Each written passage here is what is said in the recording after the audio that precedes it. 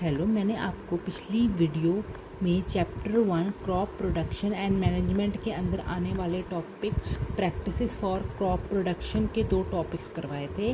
आज मैं आपको थर्ड टॉपिक करवाऊंगी, adding manure and fertiliser. Adding manure and fertiliser का मतलब है all crops need some element for better growth. जैसे कि आप जानते हो कि जितनी भी फसलें हैं, अगर आप उसको अच्छे से ग्रो करना चाहते हो तो उसके लिए आपको उसमें मैन्योर यानी खाद को डालना पड़ता है।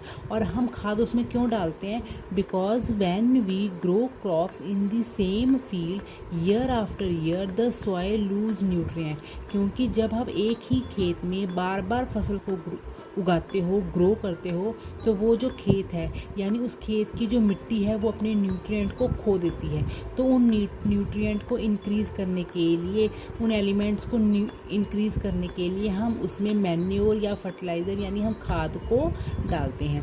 To increase nutrient we added nutrient as needed. कहते हैं जितनी ज़रूरत है न्यूट्रिएंट की हम उस हिसाब से खाद को उस फसल के अंदर डालते हैं ताकि फसल को अच्छे तरीके से ग्रो किया जा सके। जो न्यूट्रिएंट है उसके 2 टाइप होते हैं, macro nutrients and micro nutrients. Macro nutrients के अंदर क्या क्या आता है? मैक्रो न्यूट्रिएंट्स के अंदर आता है carbon, hydrogen, oxygen, nitrogen, phosphorus, potassium, sulphur and calcium. जिनके अंदर ये सब आएगा, जिनके अंदर ये सब न्यूट्रिएंट आएंगे वो मैक्रो न्यूट्रिएंट्स के अंदर आते हैं।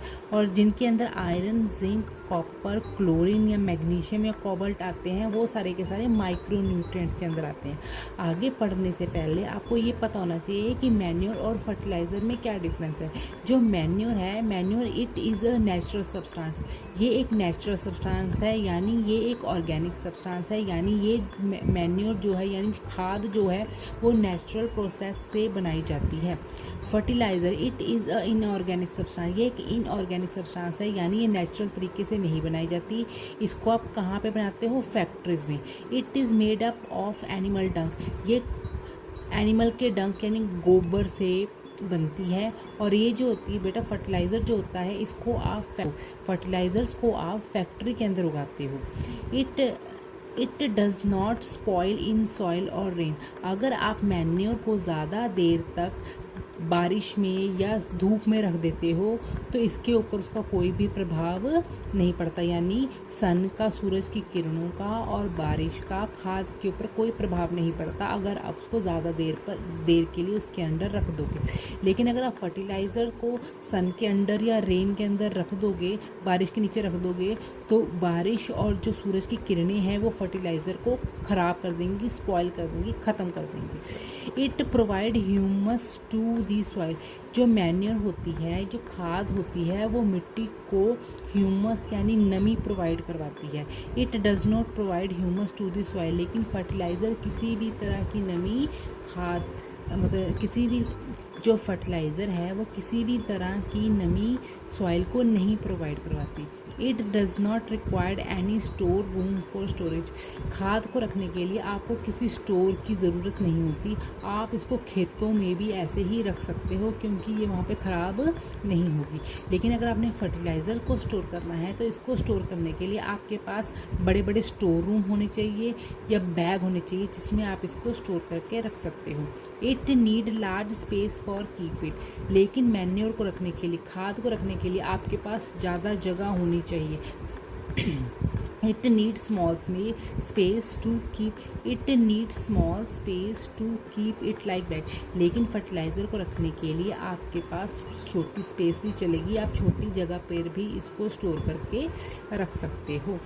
It not spoil the soil। अगर आप खाद का ज़्यादा मात्रा में भी मिट्टी में प्रयोग कर लेते हो तो ये मिट्टी को किसी तरह का नुकसान नहीं करेगी। It excessive use spoil the soil. लेकिन अगर आप फर्टिलाइज़र का यूज़ ज़्यादा कर लेते हो किसी भी मिट्टी के अंदर तो ये क्या करती है, या ये मिट्टी को या तो एसिडिक बना देगी या बेस बना देगी। मतलब अगर आप फर्टिलाइज़र्स का यूज़ ज़्यादा करते हो तो ये मिट्टी को हार्म करेगी, ख़राब कर देगी, उसको या तो एसिडिक बना देगी या बेस बना देगी। आप ये कह सकते हो कि जो मैन्योर है वो नेचर के द्वारा बनाया जाता है।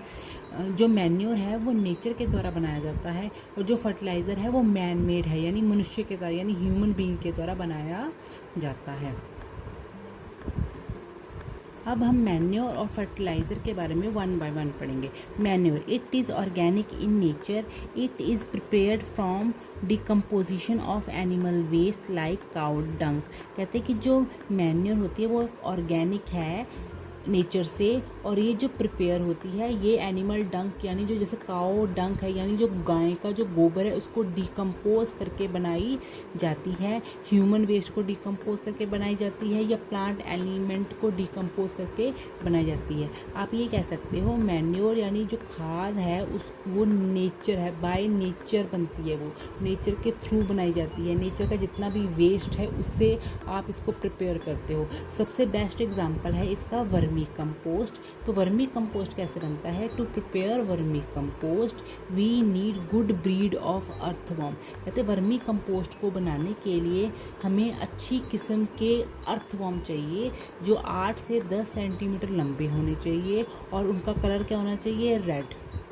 वर्मी कंपोस्ट बनाने के लिए आपको अच्छे किस्म के अर्थवॉर्म चाहिए, जिनकी जो लेंथ है वो 8 से 10 सेंटीमीटर होनी चाहिए, और उनका कलर रेड होना चाहिए। दे कन्वर्ट डिकम्पोज्ड एनिमल डंक इनटू न्यूट्रिएंट रिच मैन्योर। ये अर्थवॉर्म क्या करते हैं? ये अर्थवॉर्म जो एनिमल डंक है उसको डिकम्पोज करके न्यूट्रिएंट रिच मैन्योर में बदल देते हैं। To make vermicompost we follow this step. Vermicompost बनाने के लिए हमें किन स्टेप्स को फॉलो करना चाहिए वो देखते हैं। Make a 2 adjacent pit by using brick and cement. कहते हैं कि आपको 2 पिट को बनाना है सीमेंट और ब्रिक का यूज़ करके। जो कितना लंबा होना चाहिए? 2 मीटर लंबा होना चाहिए, 50 सेंटीमीटर ब्रॉड होना चाहिए, यानी चौड़ा होना चाहिए 50 सेंटीमीटर, और कितना डीप यानी कितना गहरा होना चाहिए? 60 to 70 सेंटीमीटर डीप होना चाहिए, गहरा होना चाहिए।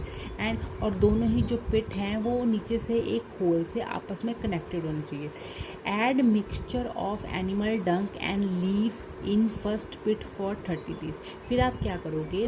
फर्स्ट पिट में एनिमल डंक डालोगे, और उसके अंदर एनिमल डंक को डालकर उसके अंदर थोड़ा सा वाटर स्प्रेड कर दोगे, और आप उसको 30 दिनों के लिए ऐसे ही छोड़ दोगे। Then release earthworm in the pit. उसके बाद आप उसके अंदर अर्थवॉर्म को डाल दोगे। After 40 to 45 days compost change to vermicompost. 40 से 45 दिनों के बाद वो जो कंपोस्ट है वो डीकम्पोस्ट होकर कन्वर्ट होकर किस में चेंज हो जाएगा? वर्मी कंपोस्ट में। ड्राइड दी वर्मी कंपोस्ट। तब आप उस वर्मी कंपोस्ट को ड्राई करोगे, सुखाओगे, और आप उसको जैसे यूज़ करना चाहते हो यूज़ करोगे, उसका प्रयोग करोगे। सेकंड है फर्टिलाइज़र। फर्टिलाइज़र कौन से होते हैं? It's are chemical substance. ये सारे के सारे केमिकल सब्सटेंस होते हैं, एंड प्रिपेयर्ड इन फैक्ट्रीज के अंदर बनाए जाते हैं, यानी ह्यूमन बीइंग के द्वारा बनाए जाते हैं। फर्टिलाइज़र मैन मेड होते हैं। It contain nutrient in large quantity. इनके अंदर जो न्यूट्रिएंट होते हैं वो लार्ज क्वांटिटी में होते हैं। It is soluble in water. ये वाटर के अंदर जल्दी सॉल्युबल हो जाते हैं, डिज़ोल्व हो जाते हैं, इसी वजह से ये प्लांट के द्वारा जल्दी एब्जॉर्ब कर लिए जाते हैं। It contain nitrogen, phosphorus and potassium. इसके अंदर क्या क्या पाया जाता है? इसके अंदर नाइट्रोजन पाई जाती है, फॉस्फोरस पाया जाता है, और पोटेशियम पाया जाता है। फर्टिलाइज़र्स का यूज़ आपको ध्यान से करना पड़ता है, क्योंकि अगर आप इसका ज़्यादा यूज़ कर लोगे तो ये मिट्टी को ख़राब भी कर सकता है, हार्म भी कर सकता है। इसके एग्जांपल कौन से हैं? यूरिया, जिसके अंदर क्या होती है? नाइट्रोजन। पोटैश, जिनके अंदर पोटेशियम होता है, और एक होता है NPK, यानी N यानी नाइट्रोजन, P यानी फॉस्फोरस, K यानी पोटेशियम। इसका अगला पॉइंट है इरिगेशन। इरिगेशन यानी सिंचाई। सिंचाई का मतलब होता है कि जब हम अपनी फसल को पानी देते हैं उसको इरिगेशन कहते हैं। The process of providing water to crop is called irrigation. जब हम अपनी फसल को, अपनी क्रॉप को वाटर प्रोवाइड करते हैं, यानी पानी प्रोवाइड करवाते हैं या पानी देते हैं, उसको इरिगेशन यानी सिंचाई बोला जाता है। All plant need water for nutrient, oxygen and hydrogen. कहते हैं जितने भी प्लांट हैं उन सबको पानी चाहिए, और पानी इनको क्यों चाहिए? ताकि वो पानी से न्यूट्रिएंट ऑब्जर्व कर सके।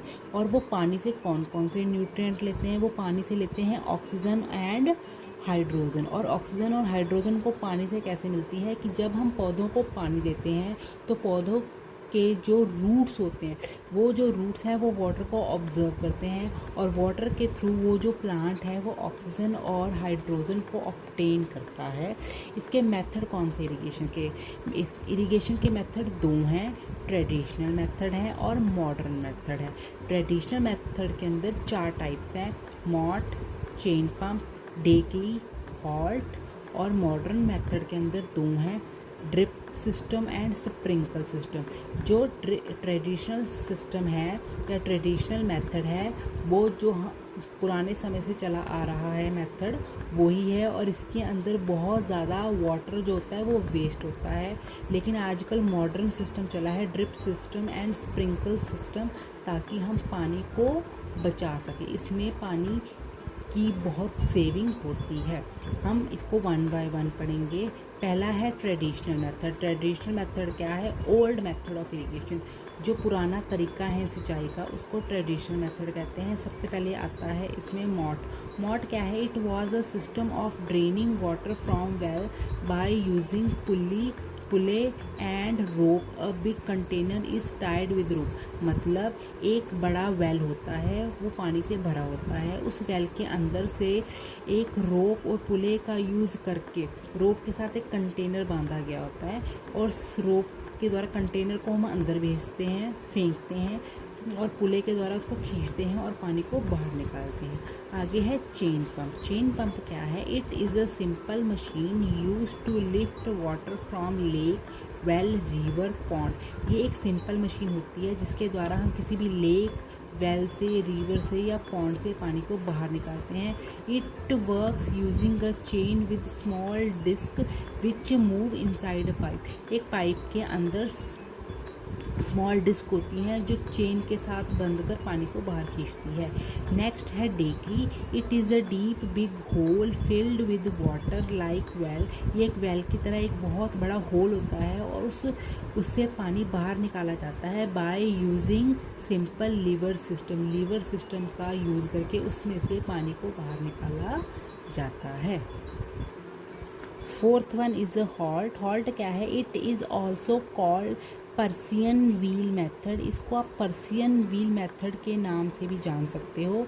इसको पर्सियन व्हील मेथड क्यों बोला जाता है? Because a wheel with bucket use to lift water from well. क्योंकि व्हील के साथ बकेट बंधे होते हैं, और बकेट के द्वारा वेल के अंदर से, कुएं के अंदर से पानी निकाला जाता है यूजिंग एनिमल पावर। एनिमल की पावर को यूज़ कर। It work like a moving chain. ये बकेट की एक मूव चेन होती है, जैसे बकेट की एक लॉन्ग चेन बनी होती है और वो मूव करती है वाटर को लिफ्ट करने के लिए, बाहर निकालने के लिए बार बार। आगे है मॉडर्न मेथड। सेकंड जो इसका मेथड था वो था मॉडर्न मेथड। मॉडर्न मेथड क्या है? When underground water is drawn by using electrical pump और डीजल पंप। जब हम इलेक्ट्रिकल पंप और डीजल पंप का यूज़ करके अंडरग्राउंड से वाटर को बाहर निकालते हैं, उसको मॉडर्न मेथड बोलते हैं। और इस मॉडर्न मेथड के थ्रू जब हम डीजल और इलेक्ट्रिकल पंप से वाटर को बाहर निकालते हैं तो उस पानी को निकाल कर हम खेत में उसको सप्लाई करते हैं अपनी फसलों के लिए। The modern method has 2 type. इसके 2 टाइप है, स्प्रिंकल सिस्टम्स और ड्रिप्स इरिगेशन। स्प्रिंकल सिस्टम क्या कहता है? In this method water is sprinkle on crop like rain. Sprinkle system के अंदर जो पानी है वो बारिश की तरह फसलों के ऊपर दिया जाता है। In this wire net is mode over the field. इसके द्वारा एक जो वायर की एक नेट होती है वो बनी होती है और पूरे फील्ड पर फैलाई जाती है, और उनके बीच में पाइप्स रखी जाती हैं। Where pipes run with holes, और पाइप्स के अंदर होल किए जाते हैं। और जब when water flow from pipe, जब वो जो वो वाटर है वो पाइप के अंदर से फ्लो करता है प्रेशर के साथ, तो जो पानी है वो स्प्रिंकल की तरह मूव करता है, क्रॉप के ऊपर जाता है, जैसे लगता है कि कोई रेन हो रही हो, यानी बारिश हो रही हो। ठीक है, तो ये एक बारिश की तरह काम करता है। ये आगे है drip irrigation. Drip irrigation, in this water from a tubewell is brought to field. इसके अंदर ट्यूबवेल के से ट्यूबवेल के अंदर से पानी निकाल कर खेतों को दिया जाता है। Through very narrow pipe water is flow from, एक नैरो पाइप लगाई जाती है और वहाँ प्लांट के रूट के साथ उसको ज्वाइन किया जाता है और वहाँ पे एक छोटा सा होल दिया जाता है। Water is flow from these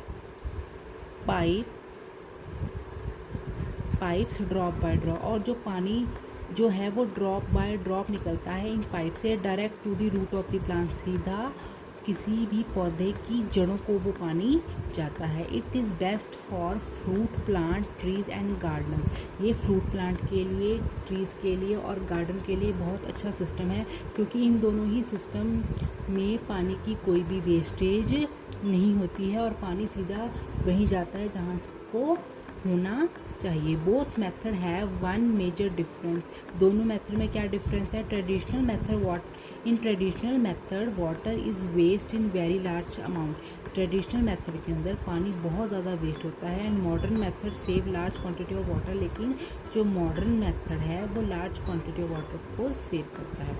अब